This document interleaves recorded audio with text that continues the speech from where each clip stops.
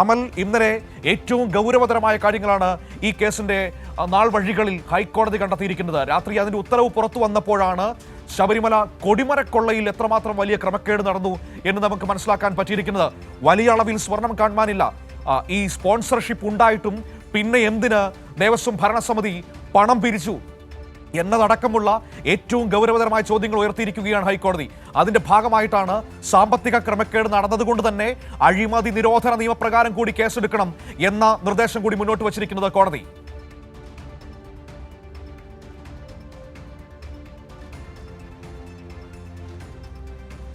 മനു, തീർച്ചയായും UDFന്റെ നേതൃത്വത്തിലുള്ള തിരുവിതാംകൂർ ദേവസ്വം ബോർഡ് ഭരണസമിതിയുടെ നേതൃത്വത്തിൽ വലിയ രീതിയിലുള്ള അഴിമതിയാണ് നടന്നത് എന്ന രീതിയിലുള്ള കണ്ടെത്തലുകളാണ് കഴിഞ്ഞ ദിവസം പുറത്തിറങ്ങിയ കോടതിയുടെ ഉത്തരവിൽ കാണാൻ വേണ്ടി സാധിക്കുന്നത്. 2017 UDFന്റെ ഈ ഒരു തിരുവിതാംകൂർ ദേവസ്വം ബോർഡിന്റെ നേതൃത്വത്തിൽ പണവും ഒപ്പം തന്നെ സ്വർണവും വലിയ രീതിയിൽ കൊള്ള നടത്തി, ഒപ്പം തന്നെ വലിയ രീതിയിൽ ക്രമക്കേടുകൾ നടത്തി എന്നാണ് ഈ ഉത്തരവിൽ നമുക്ക് കാണാൻ വേണ്ടി സാധിക്കുന്നത്. ഇതുമായി ബന്ധപ്പെട്ട് വിജിലൻസിന്റെ പ്രത്യേക അന്വേഷണം ഉണ്ടാകണം എന്ന രീതിയിലുള്ള കാര്യങ്ങളാണ് അല്ലെങ്കിൽ ഉത്തരവാണ് കഴിഞ്ഞ ദിവസം കോടതി പുറപ്പെടുവിച്ചിട്ടുണ്ടായിരുന്നത്.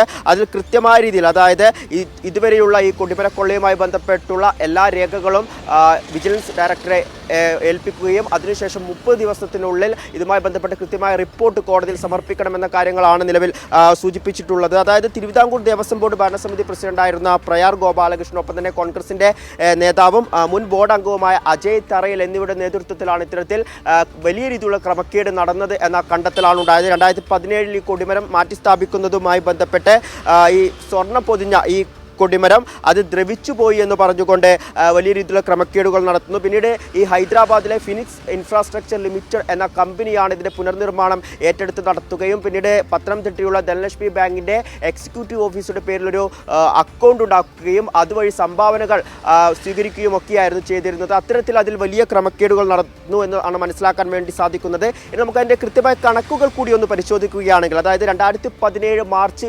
22-ാം തീയതി ഈ കൊടിമരത്തിൽ സ്വർണം പൂശുന്നതുമായി ബന്ധപ്പെട്ട് കസ്റ്റംസിന്റെ കയ്യിൽ നിന്നും 9.161 കിലോഗ്രാം സ്വർണം സ്വീകരിച്ചിട്ടുണ്ട്. അത് ഒപ്പം തന്നെ വിശ്വാസികൾ നൽകിയ സ്വർണമടക്കം 9573.01 ഗ്രാം സ്വർണമാണ് ലഭിച്ചിട്ടുണ്ടായിരുന്നത്. എന്നാൽ ഈ പുതിയ കൊടിമരത്തിൽ 9340.2 ഗ്രാം സ്വർണം മാത്രമാണ് പൂശിയത്. നമുക്ക് ആ കണക്കൊന്ന് പരിശോധിക്കുമ്പോൾ ലഭിച്ച സ്വർണവും പൂശിയ ഈ ഒരു സ്വർണവും തമ്മിൽ വലിയ വ്യത്യാസമുണ്ട്.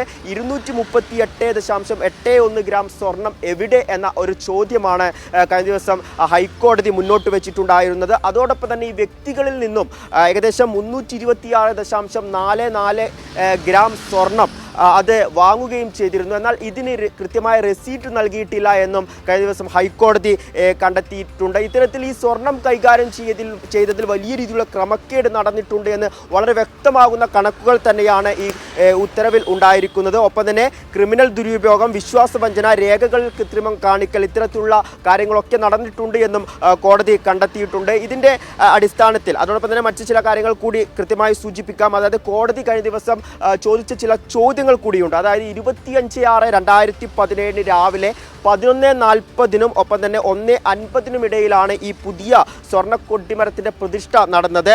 അതിനു മുൻപുള്ള ദിവസങ്ങളിൽ ഭക്തരിൽ നിന്നും സ്വർണം സംഭാവന ചെയ്തിട്ടുണ്ട് എന്ന് കോടതി കൃത്യമായി കണ്ടെത്തിയിട്ടുണ്ട്. ഒപ്പം തന്നെ 10/6/2027 ഒരു സിനിമാ നിർമ്മാതാവും ഒപ്പം തന്നെ മറ്റൊരാളും ചേർന്ന് 246.52 ഗ്രാം സ്വർണ്ണ ബിസ്ക്കറ്റുകൾ കൈമാറിയിട്ടുണ്ട്. ഒപ്പം 11/6/2027, 15/6/2027, 16/6/2027 എന്നീ തുടർച്ചയായ ദിവസങ്ങളിൽ സമാനമായ രീതിയിൽ സ്വർണ്ണ കൈമാറ്റം നടന്നതായും കോടതി പറയുന്നുണ്ട്. ഇത്തരത്തിൽ കൃത്യമായ രീതിയിൽ സ്വർണം കൈമാറിയിട്ടുണ്ട് എന്ന് വ്യക്തമാകുന്ന കണക്കുകൾ കഴിഞ്ഞ ദിവസത്തെ റിപ്പോർട്ടിൽ കാണാൻ വേണ്ടി സാധിക്കുന്നു. ഇതിന്റെ അടിസ്ഥാനത്തിൽ കോടതി ചില നിർദ്ദേശങ്ങൾ വിജിലൻസിന് നൽകിയിട്ടുണ്ട്. അതായത് സംഭാവന നൽകിയ 27 പേരെയും ചോദ്യം ചെയ്യുക എന്ന രീതിയിലുള്ള നിർദ്ദേശം നൽകിയിട്ടുണ്ട്. ഒപ്പം തന്നെ അക്കാലത്ത് 2017 അതായത് UDFന്റെ ഈ തിരുവിതാംകൂർ ഭരണസമിതിയുടെ നേതൃത്വത്തിലുണ്ടായിരുന്ന എല്ലാ ക്രമക്കേടുകളുമായി ബന്ധപ്പെട്ട എല്ലാ രേഖകളും കണ്ടെത്തേണ്ടിയിരിക്കുന്നു. കൃത്യമായ പണമിടപാട് പരിശോധിക്കണമെന്ന നിർദ്ദേശം ഹൈക്കോടതി നൽകിയിട്ടുണ്ട്. ഒപ്പം തന്നെ ഈ അന്വേഷണത്തിന്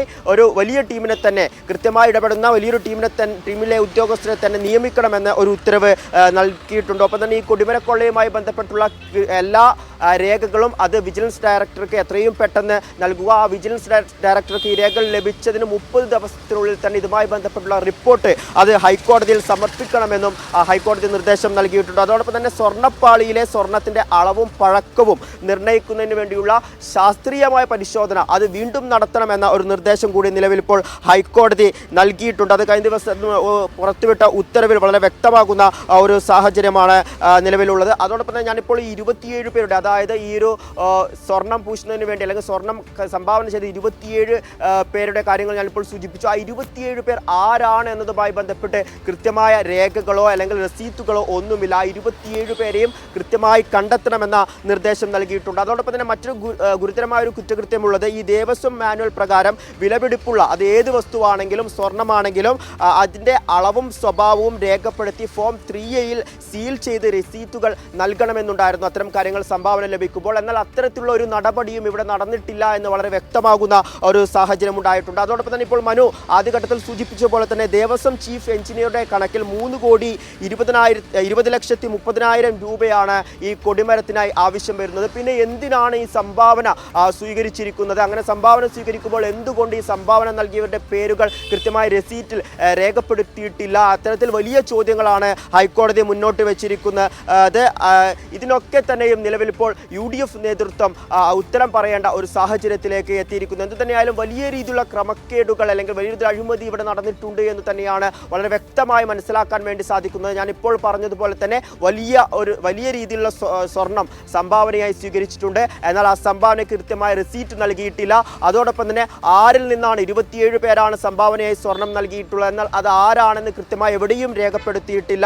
അത് ആരാണെന്ന് കണ്ടെത്തി അത് മൊഴിയെടുക്കണമെന്ന നിർദ്ദേശമാണ് നിലവിൽ ഇപ്പോൾ വിജിലൻസിന് ഹൈക്കോടതി നൽകിയിട്ടുള്ളത്. ഇത്തരത്തിൽ വലിയ രീതിയിലുള്ള ക്രമക്കേടുകൾ ഈ കൊടിമര സ്വർണ്ണക്കൊള്ളയുമായി ബന്ധപ്പെട്ട് UDFന്റെ കാലത്ത് 2017 നടന്നിട്ടുണ്ട് എന്ന് വളരെ വ്യക്തമാകുന്ന കാര്യങ്ങളാണ് കഴിഞ്ഞ ദിവസം ഹൈക്കോടതി പുറപ്പെടുവിച്ച ഉത്തരവിൽ നമുക്ക് കാണാൻ വേണ്ടി സാധിക്കുന്നത്.